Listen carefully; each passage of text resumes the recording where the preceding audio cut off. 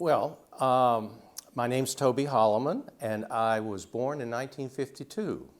A memory I don't have, but my parents have, is that when I was in utero, they needed to get a place to live. They wanted to buy a house, have a house built for them. They purchased a lot over on Hunter Street, across the street from a working farm, but they didn't have any money for down payment. They were just starting out. It was after World War II, and they didn't have any money saved up. So they went down to my father's older sister, Louise, who lived, well, right now it would be in sort of the middle of Jordan Lake, but in those days it was deep woods. She lived down there with her husband and two sons, and they asked Aunt Louise if they could possibly borrow some money for a deposit to build a house. Well, Aunt Louise said to her youngest brother, "Sure, Carl, be glad to help you. Come with me." And so they walked out of the farmhouse in the deep woods into deeper woods, and after a time they came to an old stump, and she knelt down on her knees and dug around the stump until she found an old mason jar, a big mason jar. She pulled it out, and lo and behold, it was filled with dollar bills. So they got their money to make the down payment. And as I heard the story later, it simply reminded me the fact that a lot of banks went bankrupt in the Great Depression just 20 years before, and she decided she didn't trust those banks. Instead, she trusted that old stump. Where they built the house, you can perhaps see in this picture. In those days, it was across the street from a working farm, Peebles Dairy. The farm had dairy cows, naturally. It had chickens. They had horses, mules, hogs, pigs, all sorts of critters, and beagles. And that was important because we always got our beagles from Mr. Peebles. The street that we lived on, as you can see in the picture, was a macadam road, barely paved. In '52, it had only been paved a few years. That street runs straight out to Olive Chapel. You could see a wide expanse of land, which was the field where the cows would graze, or sometimes Mr. Peebles would plant tobacco. So we were right on the edge of the farm, although we technically lived in Apex, right on the edge. Now, the street had power. There were power poles. These poles also had telephone lines, but there were no street lights. Now, in one sense, this was nice because you could see all the stars in the sky. I can remember looking up at a little older age and seeing the Milky Way, for example. I don't know if many people see the Milky Way in Apex today, but you could see it. My mom, however, and Dad had grown up on the farm. She in Sampson County, Dad down near where the nuclear power plant is today. And they wanted to enjoy the fruits of city life, and that meant street lights. So Mom got up one morning and she marched herself down to the town hall to talk to the town council. And she said, "I want to have a street light on Hunter Street." And they said, "Well, Mrs. Holleman, we'd like to do that for you, but you know, we just don't have money in the budget for that.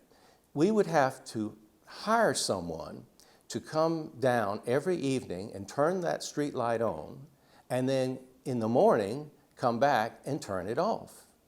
Well, Mom was always good at solving problems, and this didn't faze her in the least. She shot back, "Well, I'll have my husband Carl do it." So she went back home. Carl learned that that was his new job. In addition to becoming a lawyer, he had to turn the light off every morning and turn it back on every evening.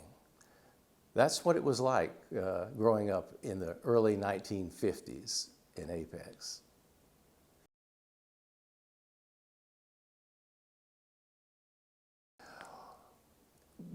I've lived for 40 years in some place other than Apex, 40 of 70 years. And when I would be asked a question wherever I was living, where do you live? Or where's your house? Where's your home? Especially when they said home. That would trigger something in me. And I would invariably say something like, well, my house is in Houston, some such and such an address, or Dallas, or Fort Myers, or the Lehigh Valley, or even Heidelberg, Germany. But my home is in Apex, North Carolina. And the reason for that is because I have so many pleasant memories of growing up in this town. It has always been home for me. Main Street, Salem Street. Did you know that that used to be the I-95 and the I-85 of the Eastern Seaboard, US 1, running from Key West all the way up to Maine? You would see all kinds of interesting things and people coming through Apex, heading down to Florida or heading up to New York. I can remember on Saturday mornings coming downtown as a kid and seeing mules and carts parked on the side of Salem Street, just like cars do. Or maybe there would be a farm tractor pulling some sort of wagon that was carrying tobacco or hay or some other farm product. That was very common. Farmers, all the farm families came to Apex on Saturday to do their shopping. The corner of Salem and Chatham was a bank, Durham Bank and Trust, and that was notable for me and for many people because it got robbed at some point in my childhood. The robbery itself was not the main interest story of that story. It was the fact that Miss Tula Holland, proprietor of Holland's Pharmacy, and although I said Miss Tula Holleman, she was actually Mrs. because she was married, she and her husband owned that pharmacy.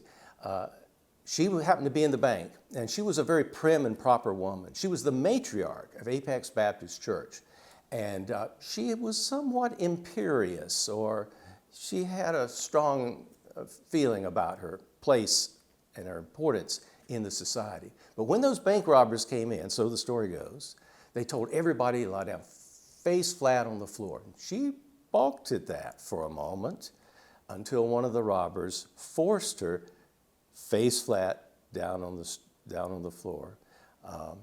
And that was the talk of the town for weeks after that. Miss Tula Holland, she had to be treated just like everybody else.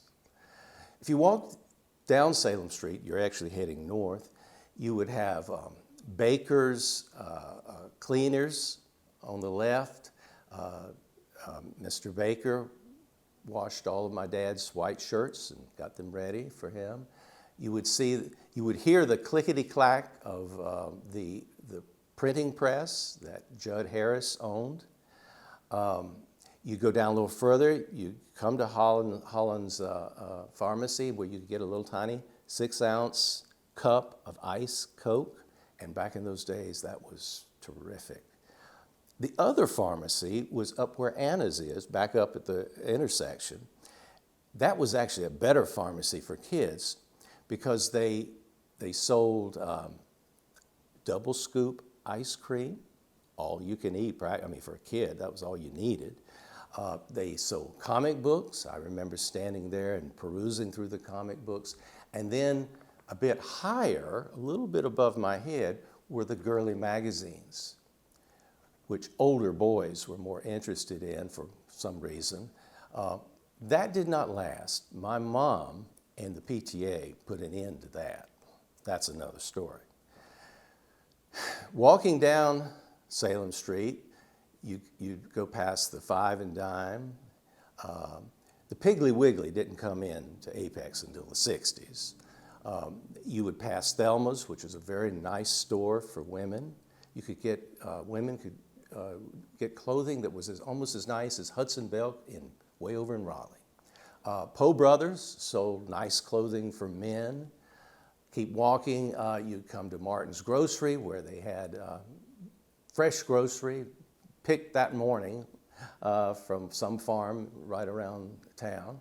And then a little further, come to Beasley's. And that was one of my favorite stores, because Beasley's sold all kinds of interesting things. They shotgun shells for hunting, blue jeans that every little boy had to have 2 pairs of before school started, and molasses. Now, the molasses was the best part. It was the sweetest, best molasses I think I've ever tasted. And they didn't sell it in jars. You had to bring your own jar. And I can distinctly remember Mama handing me a jar saying, go downtown to Beasley's and get me a full jar, glass jar of molasses. We would go in the back, and there was this big keg like that. It had a handle. He would pull the handle, and out would pour this luscious, thick, syrupy molasses that we could then put on our biscuits later to eat. Beyond that was there was Bennett's Shoes, where we got our Sunday go to meetings shoes. There was Jack Ferguson's barbershop. Jack was an interesting fella. He could talk your ear off. But the good news was, when you finished as a kid, he always gave you a big wad of double bubble gum that would last for the rest of the day. Down the street was the fire station, which is still there. The firemen, the best part of that was they would occasionally hold fundraisers and cook some very, well, we would say spicy barbecue chicken. It was hot enough to burn your lips, but boy, when it got to your back of your throat and started going down, it tasted so good. I could never have tasted barbecue chicken like that since. And then further down was the Hinton's Hardware, and then beyond that, in the Halley Center, was the Old Town Hall, And on that first floor of the Old Town Hall, there was the police station, there was the jail, and there was a court. The jail, I'll just point out, housed all kinds of people and critters and miscreants, including our dog Bonebags, who once got arrested on a misdemeanor charge of wandering around town without a leash. And he was there imprisoned until my mom came down and bailed him out. So I still have fond memories of the town, the downtown, and walking down and seeing people I knew. Every person, I knew their name. I went to school with many of their children. It was just a very warm and inviting situation. And that's why Apex has always been my home. It is why my wife and I, when we retired about 10 years ago, we decided to come and live here.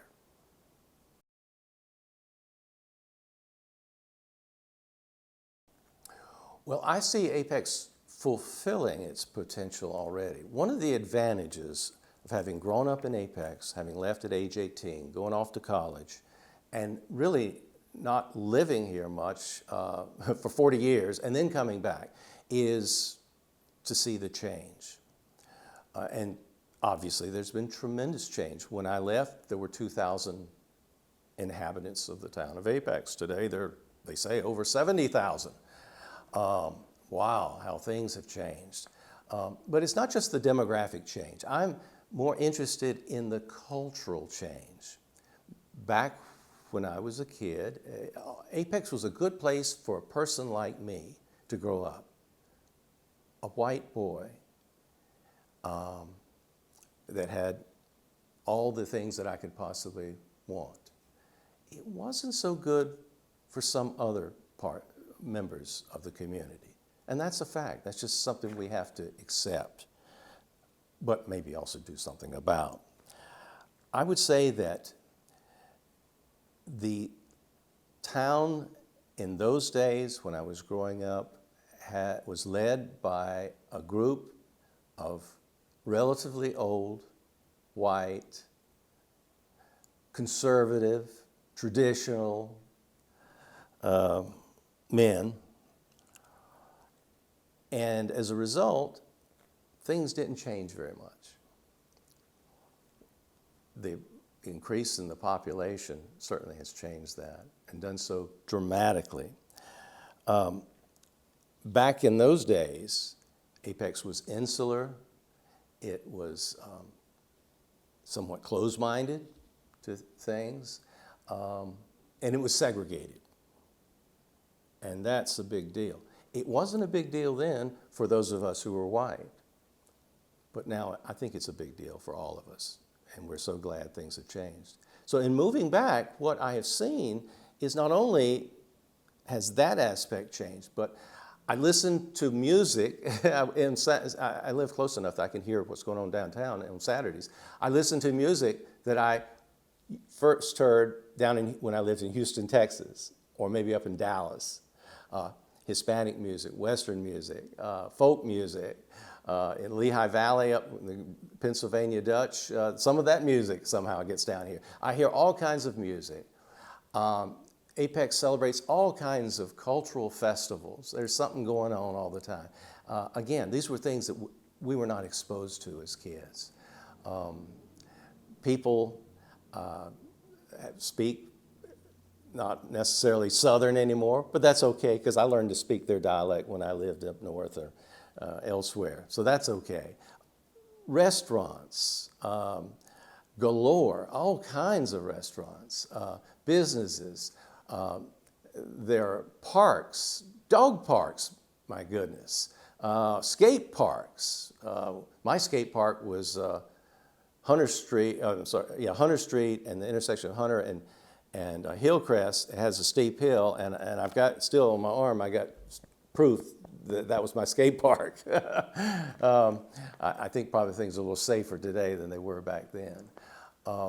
So the changes that we see, that I have seen in people, in their values, in their approach to other people, in their acceptance of the outside world, I find very invigorating.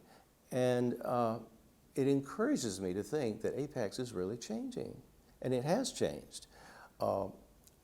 Our national motto, our original national motto, is E pluribus unum, out of many, one. And I see Apex now moving quickly or steadily towards becoming a more perfect union that motto is representing. And that makes me excited. It makes me proud. It makes me want to cheer for what has happened. So it's my hope and prayer that this will continue, that we will become the more perfect union where liberty, justice, and prosperity will be something every single person is able to enjoy.